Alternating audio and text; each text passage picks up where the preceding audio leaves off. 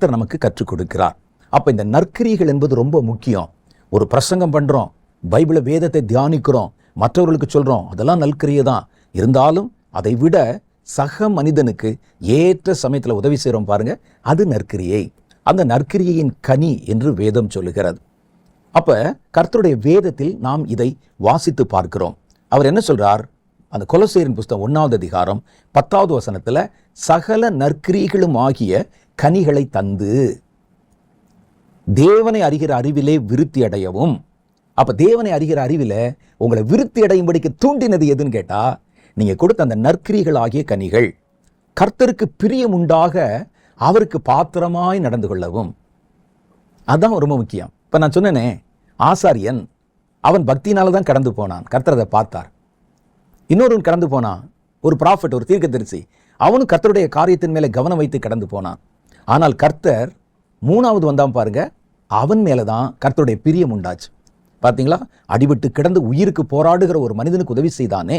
மற்றவர்கள் கடமை செஞ்சாங்க, கர்த்தர் அதை தப்புன்னு சொல்லல. ஆனா கர்த்தருடைய பிரியம் எங்கே உண்டாச்சு?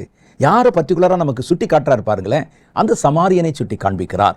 அப்ப நற்கிரியைகள் செய்வதில் சோர்ந்து போகாமல் இருங்கள். அந்த நற்கிரியைகளினுடைய கனியின் பலன் என்ன தெரியுமா? கர்த்தரை அறிகிற அறிவிலே உங்களை அது வளர பண்ணுகிறது. கர்த்தருக்கு பிரியம் உண்டாகும்படி உங்களை நடக்க பண்ணுகிறது. நீங்கள் கர்த்தருடைய பிரியத்துக்கு பாத்திரமானவர்களாக மாறிவிடுகிறீர்கள் என்று வேதம் சொல்லுகிறது. அடுத்த காரியத்தை இதிலேயே நீங்க பாருங்களேன்.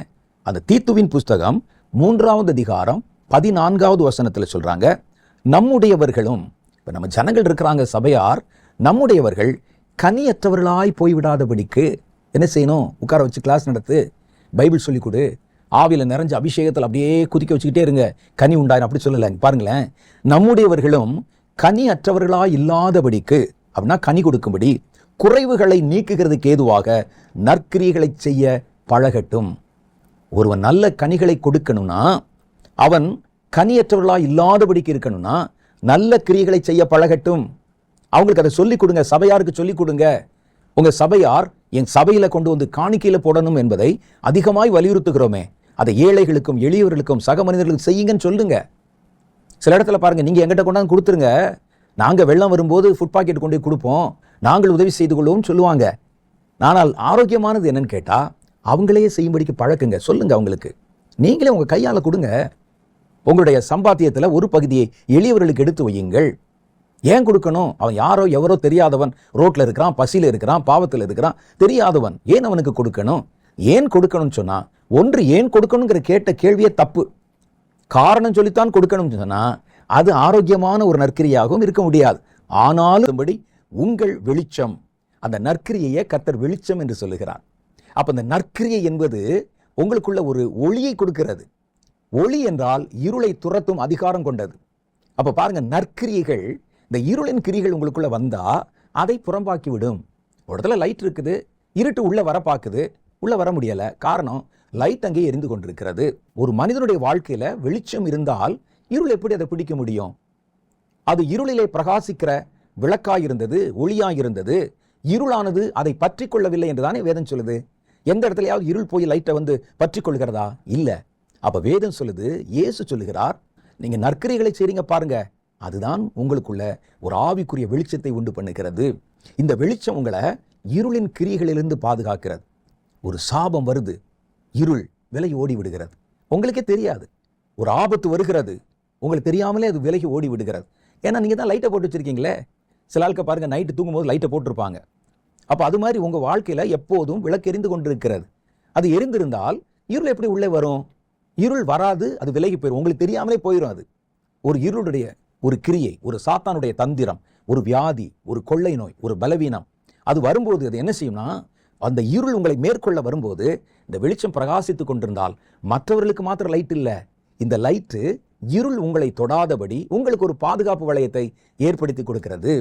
அப்ப நற்கிரியைகளை கர்த்தர் வெளிச்சத்திற்கு ஒப்பாக்கி சொல்லுகிறார். இவ்விதமாய் மனுஷர் உங்கள் நற்கிரியைகளை கண்டு பரலோகத்தில் இருக்கிற உங்கள் பிதாவை மகிமைப்படுத்தும்படி உங்கள் வெளிச்சம் அவர்களுக்கு முன்பாக பிரகாசிக்க கடவது என்று இயேசு நமக்கு ஆலோசனையாக சொல்லி சென்றிருக்கிறார். அடுத்த 2வது காரியத்தை பாருங்களேன்.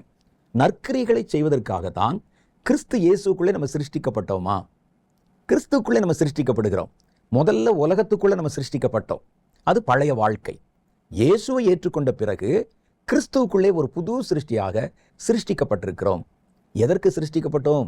அந்த காரணம் சொல்லுது. சும்மா தானே நம்ம இருந்தோம். எதுக்கு நம்மை பிடித்து மறுபடியும் ஒரு புதிய வாழ்க்கையில கர்த்தர் மறுபடியும் தனக்குள்ளே நம்ம ஏன் சிருஷ்டிக்கணும்? எபேசியருக்கு எழுதின நிருபம் 2வது அதிகாரம் 10வது வாக்கியம் சொல்லுகிறது, ஏனெனில் கவனம் தேவை.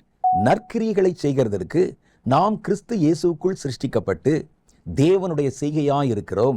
அவைகளில் நாம் நடக்கும்படி அவர் முன்னதாக அவைகளை ஆயத்தம் பண்ணி இருக்கிறார். இப்போ பார்த்தீங்களா, நான் கர்த்தருக்குள் சிருஷ்டிக்கப்பட்டதே நற்கிரியைகளை செய்வதற்கு தான். அப்போ நற்கிரிகளை நம்ம பார்த்தோம், பிறருடைய குறைகளை நிறைவாக்குவதற்கான நற்கிரியை.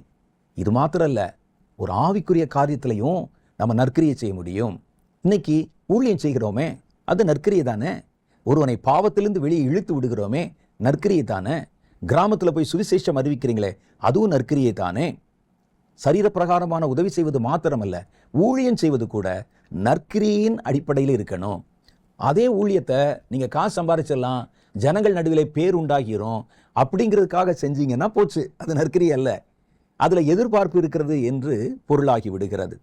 அப்போ சரீரப்பிரகாரமான உதவி செய்வது மாத்திரமல்ல, ஊழியம் செய்வதும் கர்த்தருக்கு கனி கொடுக்கிற நற்கிரியைகள் தான். அதுக்காகத்தான் ஓடுறாங்க. சில இடத்துல மிஷினரிகள் பாடுபட்டு வேதனைப்பட்டு தங்கள் கொஞ்சத்திலே போய் மறுபடியும் அவர்கள் சுவிசேஷம் அறிவிக்கிறாங்க. அடிக்கப்படுறாங்க, துரத்தப்படுறாங்க, நிந்திக்கப்படுறாங்க, மறுபடியும் சொல்றாங்க. அது நற்கிரியை தானே. அதில் இவங்களுக்கு என்ன லாபம் இருக்குது? அவர்கள் லாபத்தை கருதாமல் அவனுடைய நல்ல வாழ்க்கை கருதுகிறார்கள்.